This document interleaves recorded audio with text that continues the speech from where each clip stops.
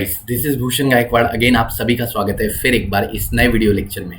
और दोस्तों, इस वीडियो लेक्चर में हम डिस्कस करने जा रहे हैं tools and techniques for gene cloning as और रिकॉम्बिनेंट डीएनए टेक्नोलॉजी। तो बेसिकली हमको यहाँ पे इस लेसन में मेन जो टॉपिक पढ़ना है वो है रिकॉम्बिनेंट डीएनए टेक्नोलॉजी, जिसमें हम क्या करते हैं, किसी एक ऑर्गेनिज्म के डीएनए में अपना डीएनए डिजायर्ड जीन ऐड करते हैं और उनसे वो सारी चीज़ें बना के लेते हैं जो चीज़ें हमें चाहिए। फॉर एग्जाम्पल, हमारे बॉडी में इंसुलिन का प्रोडक्शन कम हो जाता है जब हमें डायबिटीज़ होता है। ठीक है, डायबिटीज़ मेलिटस में हमारे बॉडी का इंसुलिन प्रोडक्शन कम हो जाता है। तो अब हमें बाहर से इंसुलिन चाहिए, तो हम क्या करते हैं, हमारे इंसुलिन का जीन, हमारा बॉडी में जो इंसुलिन प्रोड्यूस होता है, तो इंसुलिन प्रोड्यूस होने के लिए जीन की ज़रूरत होती है। कैरेक्टरिस्टिक सारे एक्सप्रेस किससे होते हैं? जीन से। तो हम हमारा इंसुलिन प्रोड्यूस करने वाला जीन निकालते हैं, उस जीन को हम बैक्टीरिया के डीएनए में डालते हैं और बैक्टीरिया से इंसुलिन बनवा के लेते हैं अपने लिए, क्योंकि एक बैक्टीरिया एक टाइम में बहुत ही जल्दी रेप्लिकेट होकर अपना नंबर लाखों करोड़ों में बना लेता है और वो उनसे बहुत ज़्यादा अमाउंट में इंसुलिन प्रोडक्शन हम ले सकते हैं। ऐसे हमें जो भी प्रोडक्ट चाहिए, एंजाइम चाहिए, प्रोटीन्स चाहिए, इंसुलिन चाहिए, तो हम क्या करते हैं, उनके जीन्स माइक्रो ऑर्गेनिज्म यानी बैक्टीरिया में इंसर्ट करते हैं, इंट्रोड्यूस करते हैं और उनसे अपना डिजायर्ड प्रोडक्ट बनवा के लेते हैं। इस प्रोसेस को रिकॉम्बिनेंट डीएनए टेक्नोलॉजी बोला जाता है, तो जीन क्लोनिंग भी बोला जाता है। तो इस जीन क्लोनिंग में क्या क्या टूल्स, क्या क्या टेक्निक्स यहाँ पे यूज होते हैं, ये सारी चीज़ें हम इस वीडियो में डिस्कस करने वाले हैं। मेनली हम डिस्कस करने वाले हैं पीसीआर यानी पॉलीमरेज चेन रिएक्शन के बारे में। तो आइए देखते हैं। सबसे पहले यहाँ पे बात करते हैं कि before starting the procedure, recombinant DNA techniques का प्रोसीजर स्टार्ट करने से पहले यहाँ पे हमको क्लियर लिखा गया है कि रिकॉम्बिनेंट डीएनए टेक्निक, ये जो प्रोसेस है, ये स्टार्ट करने से पहले कुछ हमें बेसिक रिक्वायरमेंट्स की ज़रूरत, जो हमारी ज़रूरत की चीज़ें हैं, उनकी हमको जानकारी होनी चाहिए। ठीक है, तो यहाँ पे डिफरेंट इंस्ट्रूमेंट्स की बात की गई है कि कौन कौन से इंस्ट्रूमेंट यहाँ पे यूज़ किए जाते हैं, डिवाइसेस यूज़ किए जाते हैं फॉर रिकॉम्बिनेंट डीएनए टेक्नोलॉजी। सबसे पहले हम देखते हैं मैक्रोमोलिक्यूल, जैसे कि डीएनए, आरएनए को हमको सेपरेट करना होता है। रिकॉम्बिनेंट डीएनए टेक्निक की प्रोसेस में हमको एक एनिमल का डीएनए, ऑर्गेनिज्म का डीएनए दूसरे बैक्टीरिया में, दूसरे एनिमल प्लांट में डालना है। तो ऐसे में रिकॉम्बिनेंट डीएनए में हमें सबसे पहले तो डीएनए, आरएनए, प्रोटीन, ये चीज़ें आइसोलेट करनी होती है। ठीक है, हमें माइक्रोमोलिक्यूल जैसे डीएनए, आरएनए, प्रोटीन एटसेट्रा हमें आइसोलेट करने होते हैं। ठीक है, they are also synthesized in the living cell which vary in their molecular weight. तो ये सारे मॉलिक्यूल लिविंग सेल में सिंथेसाइज होते हैं, बनते हैं हमारे सेल में, और इनका मॉलिक्यूलर वेट वैरी करता है, मतलब इनका जो स्ट्रक्चर होता है, साइज होता है, वो वैरी करता है। ठीक है, डीएनए का साइज अलग होता है, आरएनए का साइज अलग होता है, प्रोटीन्स का साइज काफ़ी बड़ा होता है। तो इस तरीके से इनका साइज वैरी करता है। और मॉलिक्यूलर वेट के अलावा इनकी सॉल्युबिलिटी वैरी करती है, इनका प्रेजेंस ऑफ चार्जेस वैरी करता है कि इन पे कौन से चार्जेस है, पॉजिटिव, नेगेटिव।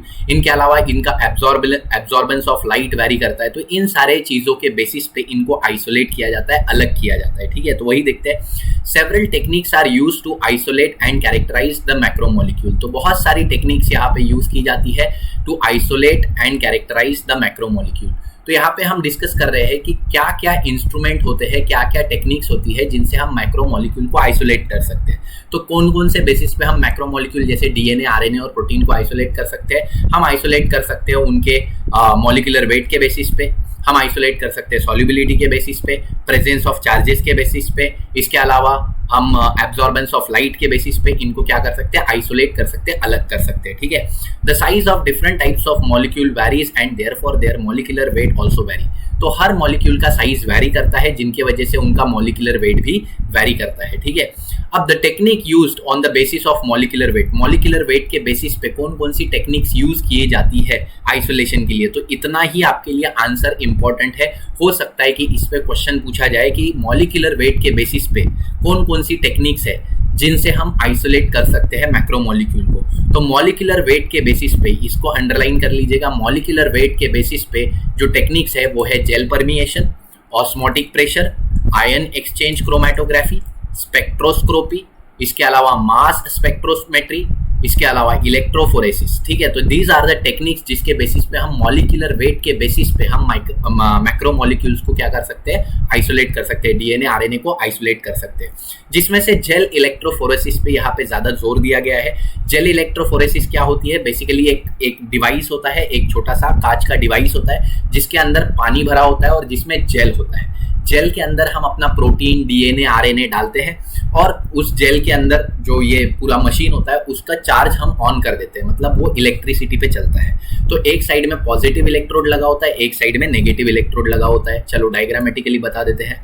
मान लीजिए ये हमारा कांच का मशीन है, ठीक है, दीज आर द मशीन। तो ये हमारा कांच का मशीन है, इसके अंदर एक जेल लगा होता है। इस जेल पे हमने अपने डीएनए आरएनए को ऐड किया है। इस साइड में मान लीजिए नेगेटिव चार्ज है, ठीक है, और इस साइड में मान लीजिए पॉजिटिव चार्ज के इलेक्ट्रोड है, ठीक है। तो यहाँ से हम देखते हैं कि डीएनए क्योंकि नेगेटिवली चार्ज होता है तो वो पॉजिटिव चार्ज की तरफ मूव करता है। डीएनए क्योंकि नेगेटिवली चार्ज होता है पॉजिटिव चार्ज की तरफ मूव करता है, क्योंकि जेल के अंदर छोटे छोटे पोर्स होते हैं, छोटे छोटे गड्ढे होते हैं, उनमें से ये आगे आगे आगे आगे ट्रांसफर होते जाता है, ठीक है। तो इस बेसिस पे जेल इलेक्ट्रोफोरेसिस को यूज किया जाता है ज़्यादातर डीएनए आरएनए को सेपरेट करने के लिए। तो electrophoresis it is a separation of the charge molecule को सेपरेट किया जाता है बाय अप्लाइंग इलेक्ट्रिक फील्ड। तो यहाँ पे जैसे हमने बोला इलेक्ट्रिक फील्ड, एक साइड में नेगेटिव एक साइड में पॉजिटिव चार्जेस की इलेक्ट्रिक फील्ड सप्लाई की गई है, उसके बेसिस पे डीएनए को यहाँ पे सेपरेट किया गया है, ठीक है। इसके अलावा हम बात करते हैं आरएनए एंड प्रोटीन्स को भी, यहाँ पे डीएनए आरएनए प्रोटीन्स को सेपरेट किया जाता है। DNA being negatively charge migrate to anode, क्योंकि डीएनए नेगेटिवली चार्ज होता है तो एनोड यानी पॉजिटिव चार्ज की तरफ क्या करता है, वो अपना माइग्रेशन करता है, सिंपल सी बात है। Small fragments of DNA molecule move faster and दस सेपरेट फास्टर। तो क्योंकि ये जेल में से मूव कर रहा है, अब लॉजिक की बात है, जेल में छोटे छोटे पोर्स होते हैं, होल्स, तो जो मॉलिक्यूल छोटा होता है वो बहुत जल्दी पास हो जाता है, जो मॉलिक्यूल बड़ा होता है वो पास नहीं हो पाता इजीली, ठीक है। तो जो छोटे मॉलिक्यूल होते हैं वो पास हो जाते हैं जल्दी जल्दी, बड़े मॉलिक्यूल पास नहीं हो पाते। तो छोटे मॉलिक्यूल जो स्मॉल फ्रैगमेंट्स होते हैं डीएनए के वो जल्दी फास्ट पास होते हैं और जो लार्ज फ्रैगमेंट होते हैं वो स्लो पास होते हैं, ठीक है। तो यही यहाँ पे दिया है, स्मॉल फ्रैगमेंट्स जो है, small fragments of DNA molecule moves faster and separates faster, ठीक है। अब यहाँ पे कौन सा जेल यूज होता है, तो अगारोस जेल यूज होता है। इसके अलावा यहाँ पे page poly acrylamide gel electrophoresis एक ये यूज होता है, ठीक है, एसडीए यूज होता है। इसके अलावा ये सारी टेक्निक्स यहाँ पे जेल इलेक्ट्रोफोरेसिस में यूज होता है। तो बेसिकली ये हमारे डिफरेंट टेक्निक्स है जिसके बेसिस पे हम डीएनए आरएनए प्रोटीन को आइसोलेट करते हैं। हमको ये चीज़ भूलनी नहीं है कि हम पढ़ने वाले हैं recombinant DNA technology. Recombinant DNA technology ये वो प्रोसेस है जिसमें हम क्या कर रहे हैं, एक एनिमल का डीएनए, एक एनिमल का जीन निकाल के दूसरे बैक्टीरिया एनिमल में, प्लांट में डाल रहे हैं। मतलब एक ऑर्गेनिज्म का जीन निकाल रहे हैं, वो जीन दूसरे ऑर्गेनिज्म में डाल रहे हैं और ये कैरेक्टर जो पहले वो ऑर्गेनिज्म में नहीं था वो कैरेक्टर अभी वो शो करेगा। जैसे इंसुलिन बनाने का कैरेक्टर हम में है, बैक्टीरिया में नहीं। हमने इंसुलिन का जीन बैक्टीरिया में डाला और बैक्टीरिया अब हमें इंसुलिन बना के देगा, ठीक है। तो ये बेसिकली हम इस तरीके से जीन ट्रांसफर कर रहे हैं, ठीक है। और इस प्रोसेस में हमें कुछ टेक्निक्स, कुछ टूल्स की जरूरत है। अब क्योंकि हमें जीन को ट्रांसफर करना है तो जीन को पहले निकालना पड़ेगा, आइसोलेट करना पड़ेगा। जीन क्या है, डीएनए का एक छोटा सा फ्रेगमेंट है, ठीक है। तो वही यहाँ पे बताया गया है कि डीएनए को, आरएनए को, प्रोटीन को अगर हमें सेपरेट करना है, आइसोलेट करना है तो हमें इन टेक्निक्स की मदद लेनी पड़ सकती है। हमें यहाँ पे मॉलिक्यूलर वेट के बेसिस पे हम gel permeation, osmotic pressure, ion exchange chromatography, spectroscopy, mass spectrometry, electrophoresis, ये सारी चीज़ें, ये सारी टेक्निक्स हम यूज़ कर सकते हैं। इलेक्ट्रोफोरेसिस यहाँ पे मोस्ट कॉमनली यूज़ की जाती है to separate DNA strands, to separate the genes. फिर इन जीन्स को एम्पलीफाई किया जाता है यानी मल्टीप्लाई किया जाता है, इनका नंबर बढ़ाया जाता है। जैसे इंसुलिन का जीन हमने सेपरेट कर लिया, अब इंसुलिन का एक जीन, उसकी 1000 कॉपी बनाई जाती है by the process of PCR, ठीक है। तो अभी तो इस वीडियो लेक्चर में हम इतना रहने देते हैं। अगले वीडियो लेक्चर में हम डिटेल में पीसीआर के बारे में डिस्कस करेंगे कि पीसीआर क्या टेक्निक है, इसमें किस तरीके से जो है डीएनए का रेप्लिकेशन होता है, यानी डीएनए अपनी कॉपी बनाता है। डीएनए की बेसिकली एक तरीके से ये जेरोक्स मशीन है। इन विट्रो कंडीशन में दैट इज आर्टिफिशियल कंडीशन में, यहाँ पे आर्टिफिशियल कंडीशन में डीएनए की कॉपी बनाई जाती है, उसी को बोलते हैं पीसीआर यानी पॉलीमरेज चेन रिएक्शन।